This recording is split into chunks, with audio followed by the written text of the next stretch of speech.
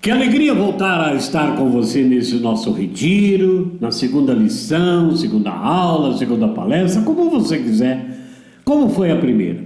Um aprendizado em cima da palavra para que Deus nos criou como homens e nos deu a mulher como companheira. Hoje, nesse tempo, eu quero partilhar com você sobre quando entramos no mundo com todo o potencial que Deus nos deu, quais são as tentações na vida do homem que pode arrancar dele, de mim, de você, toda a graça, a cobertura, a santidade que Deus nos criou. Por onde começa essa tentação?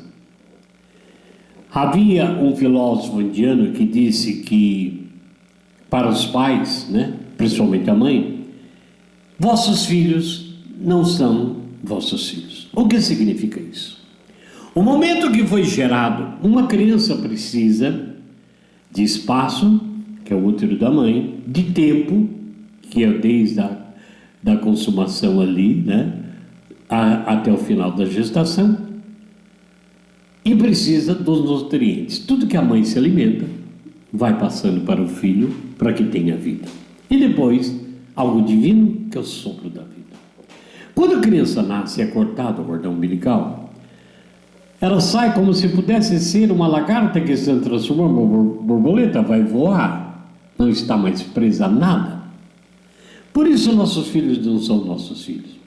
Vem a criação, vamos dar leite, vamos cuidar da criança, da escola e tudo, mas não são meus. Elas estão soltas.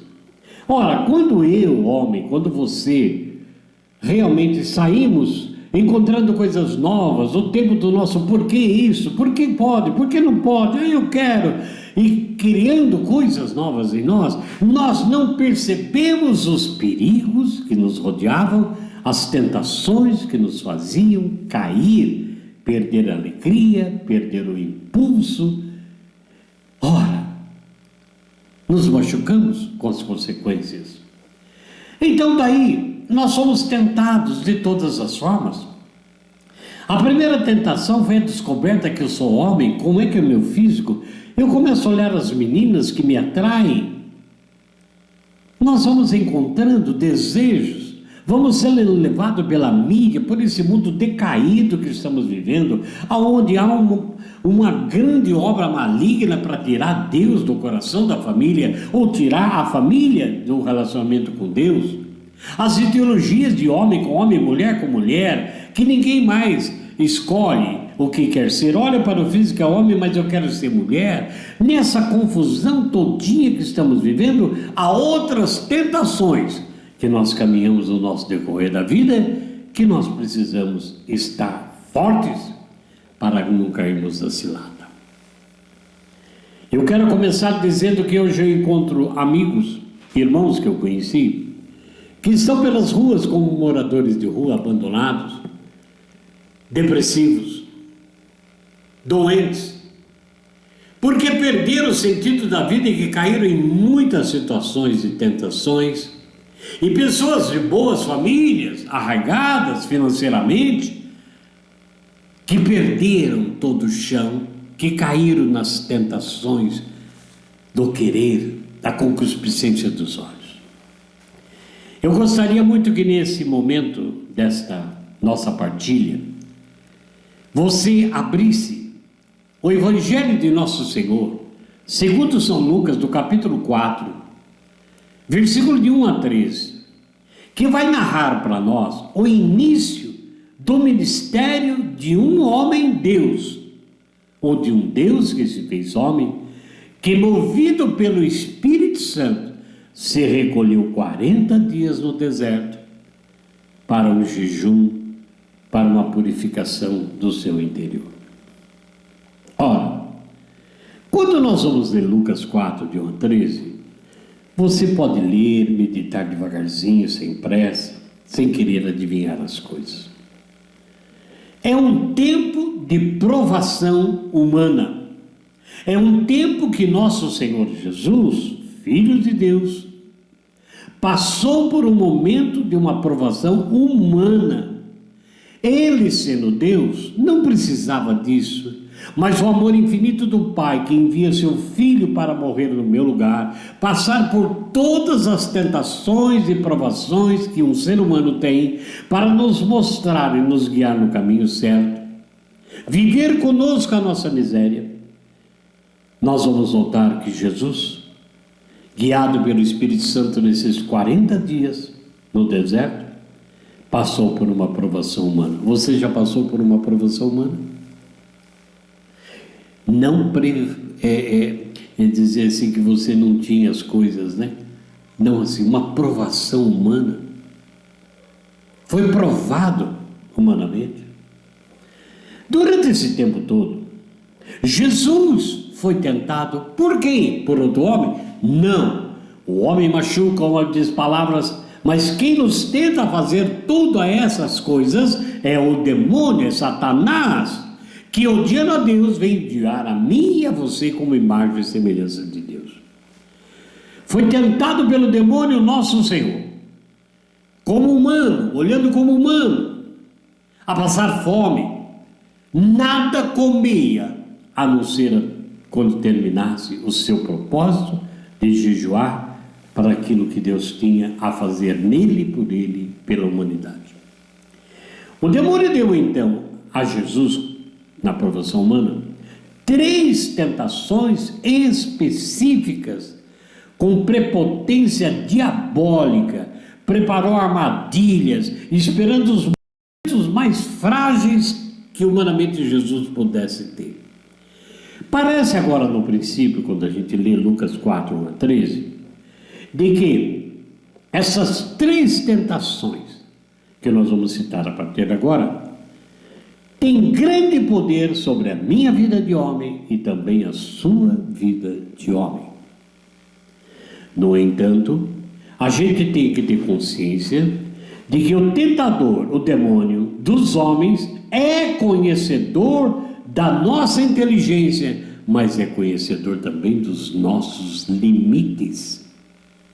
E por isso, ele precisa usar de maledicência, de se aproveitar dos momentos mais frágeis da nossa vida de homem, para nos tentar a cair nas suas garras e na escravidão, seja ela emocional, física ou espiritual. Sabemos que Jesus é verdadeiramente Deus e verdadeiramente homem. Portanto, a condição humana de Jesus sofreu as terríveis tentações que eu e você, meu irmão, a humanidade, principalmente o homem, está sujeito a passar também.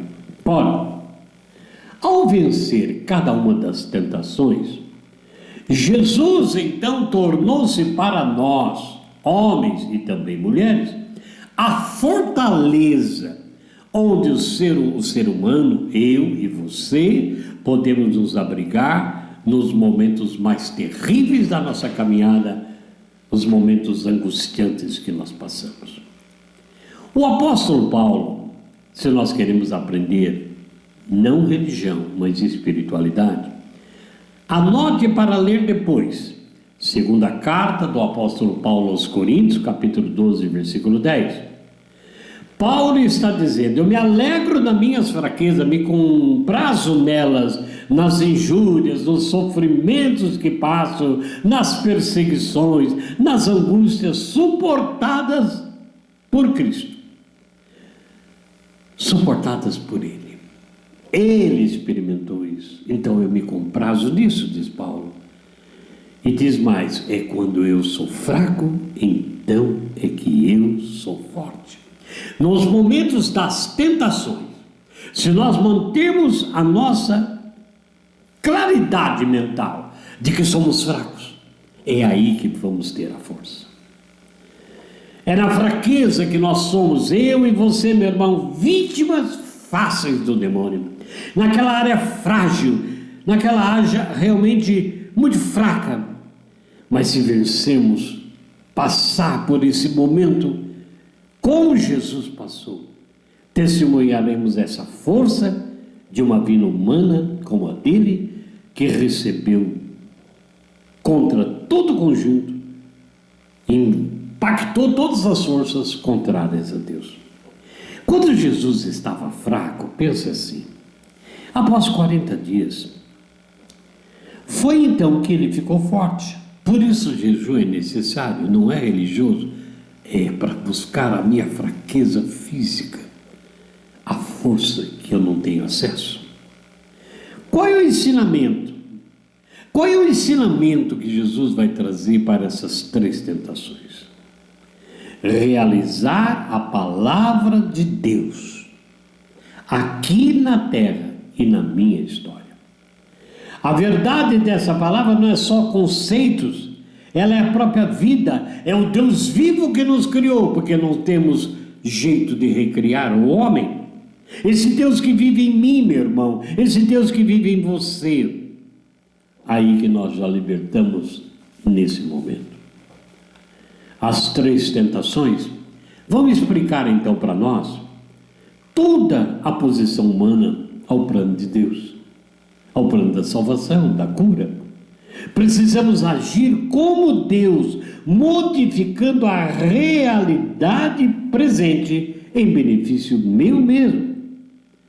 Adorar poderes, adorar glórias humanas em lugar de Deus, provocar a intervenção milagrosa de Deus quando Ele não pode fazer isso. A primeira tentação de Jesus estava na fome.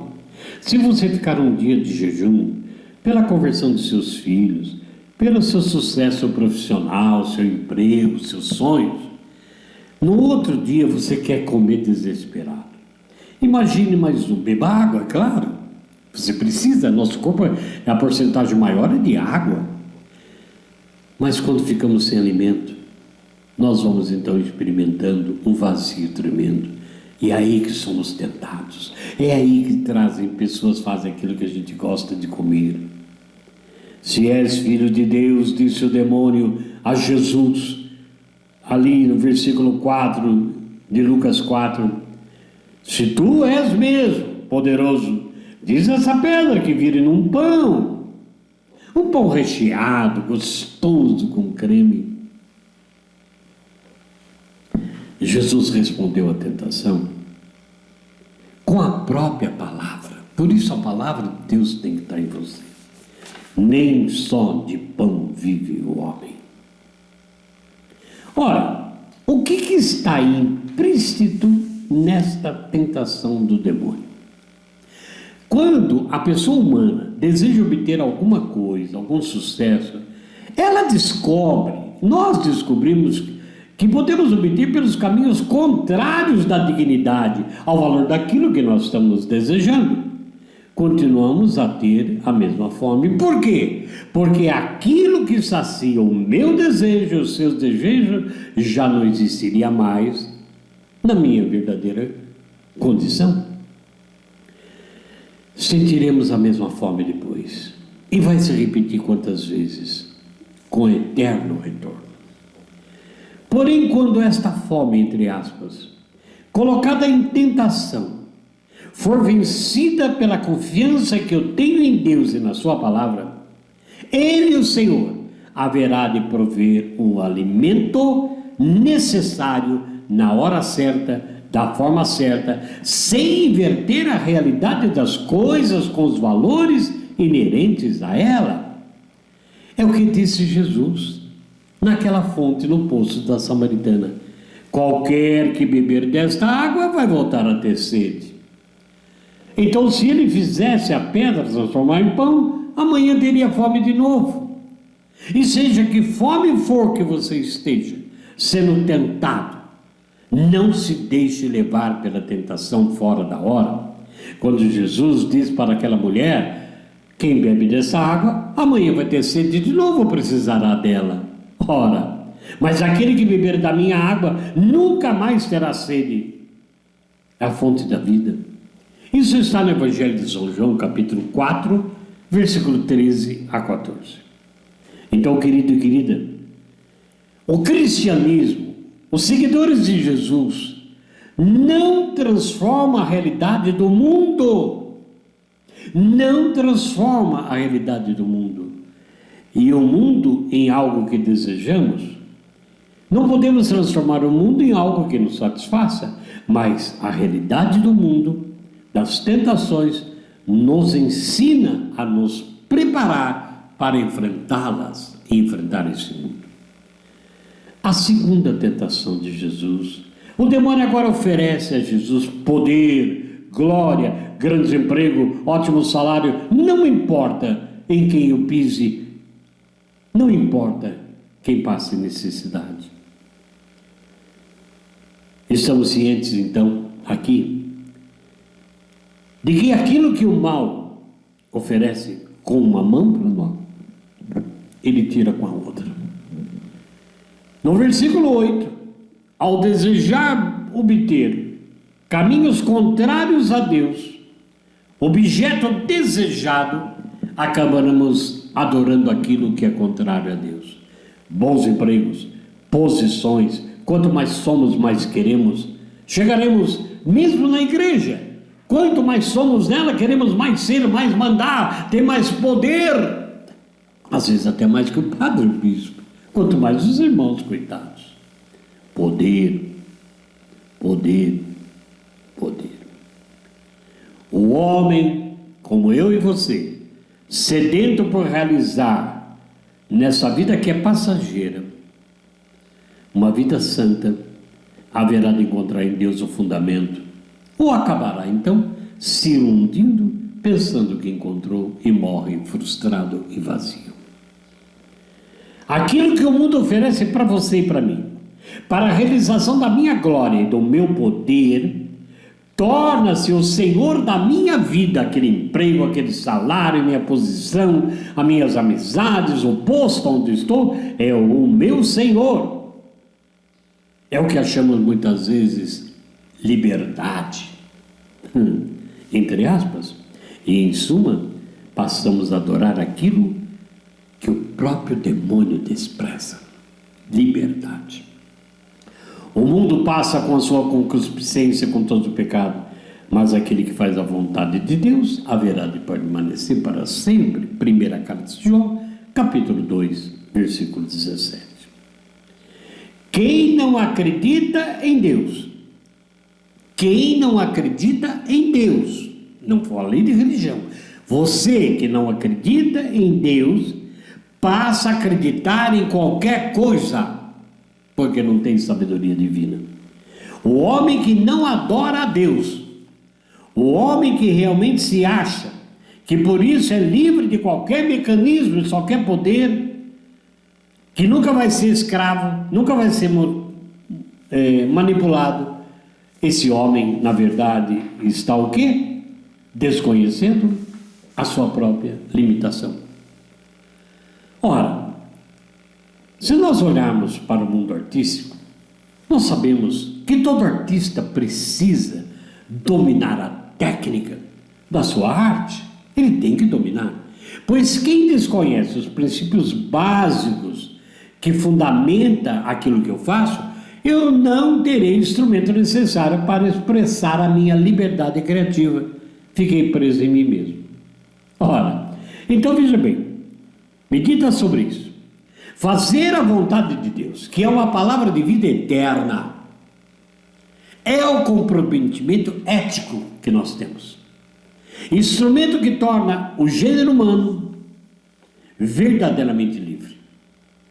É o cristianismo que nos ensina não negar a vida no mundo, mas possuir a vida como se não a possuíssemos. 1 Coríntios 7, versículo 31. Estamos no mundo, em João 17, mas não somos do mundo. Poder e glória, nos dobraremos sobre Satanás. Quando estamos almejando glórias humanas, aplausos, poder, mandar, pisando nos irmãos e nem se preocupando com isso, só para encher nosso orgulho e o nosso ego, nós estamos escravos de Satanás. Estamos tentados a isso. Terceira e última tentação. É tanto igual como a primeira e também a segunda. capítulo 4 de Lucas. Vamos ver agora. Desta vez, na terceira tentação, o demônio, não conseguindo mostrar riquezas, poder e glórias de Jesus, não aceitou isso. Não se dobrou à tentação, como você não deve se dobrar, de querer algo até tentado e não sabe nem se vai poder pagar, e vai ficar escravo, triste, dominado pelo mal. Se você acha que comer você tem direito, e tem, amanhã você tem fome, é preciso primeiro ter a palavra de Deus, que nem só de pão nós precisamos. Agora chegou o momento que, não conseguindo convencer-nos pelas coisas do mundo e pelas necessidades físicas, o demônio traz então na vida de Jesus algo maior que pode tentar você também e a mim. Ele vai usar da palavra de Deus para fazer com que Jesus então caia na cilada da palavra.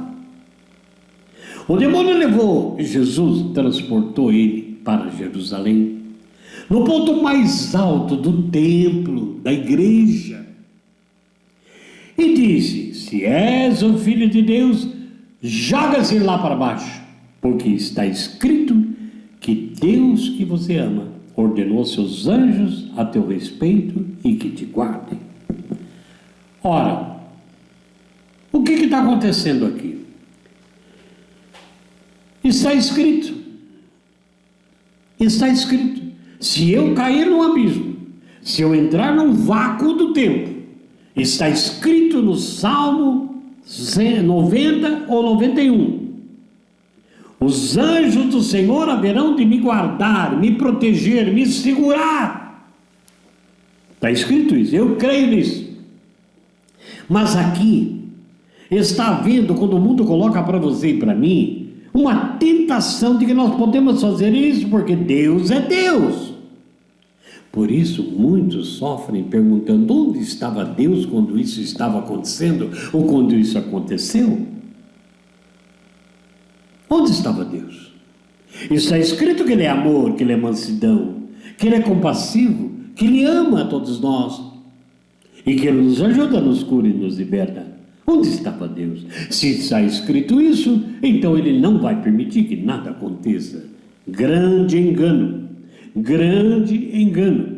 Quando o demônio coloca a palavra de Deus dizendo está escrito, ele conhece a Bíblia melhor do que nós, ele existia antes de nós, ele sabe dos projetos de Deus para o seu sucesso, sua felicidade, sua salvação. Nós não sabemos. Ele usa da própria palavra: os anjos vão te segurar, lança-se daqui do alto do templo.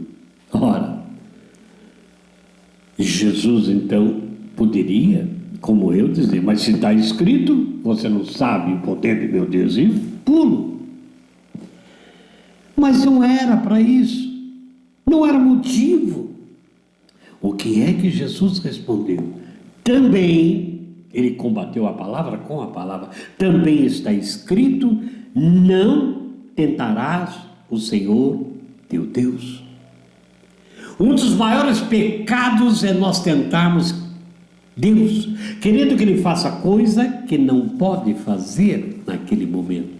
Uma coisa é eu ter um acidente e o Senhor me preservar da morte física. Outra coisa é eu bater o meu carro, a minha moto, me pular debaixo de um carro ou do alto de um monte, querendo que Deus me salve, tentando Deus fazer algo que não está no seu plano. Qual é a mensagem desse fundo desta palavra nessa narrativa de Lucas? Mostrar que não é a letra, mas a palavra que vence o mal. Quando você sentir, homem, tentado a fazer coisas porque Deus te protege e te ama, pense se Ele está querendo isso. Refute com a palavra de Deus, como Jesus fez. Também está escrito: eu posso pular e os anjos me seguram, mas também está escrito que eu não posso tentar a Deus. Não foi isso que fizeram com Jesus na cruz, quando disseram para Ele: se Tu é Deus, por que não desce dessa cruz? Curar-se é tanto, cura-te a ti mesmo. Quando nós, seres humanos e homens, criaturas humanas, esquecemos o Deus da vida, oh glória a Deus, o projeto do seu amor, aleluia, e se fechamos egoisticamente na autossuficiência, caímos na escravidão de ídolos e, no entanto, estamos longe de assegurar para nós uma vida plena e uma felicidade doadora. Egoísmo. Nenhum momento é mais alto na vida como quando eu e você, como homem, ou talvez até mulher, damos ouvido às tentações do demônio. Precisamos aderir sem condição nenhuma a Deus, que Deus caminha conosco. Somos livres, mas não vamos nunca tentar a Deus. A questão essencial então para nós nesse tempo, nessa partilha, é: Jesus recusa de forma absoluta, como eu e você devemos fazer, para conduzir, ele nega de conduzir a sua vida à margem da vontade do Pai. Façamos o mesmo. Somos livres, mas que a nossa vida seja conduzida em comunhão com Deus.